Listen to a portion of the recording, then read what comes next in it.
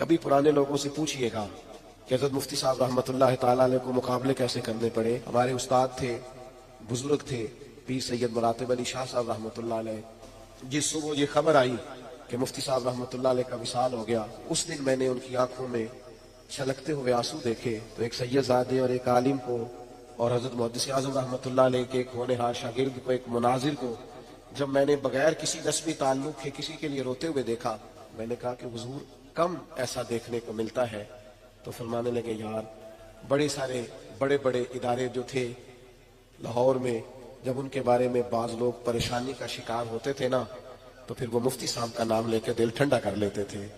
کہ اس شخص نے ایک ایسا چراغ روشن کر دیا ہے کہ اب کسی قسم کی پریشانی نہیں ہے، اب کسی قسم کی مایوسی نہیں ہے، اب بات آگے بڑھے گی. فرمانے لگے کوئی نسبی تعلق نہ بھی ہو، لیکن یہ کام اتنا کر کے گئے ہیں کہ درد خود بخود آنسو بن کے ہماری آنکھوں سے چھلک پڑا ہے.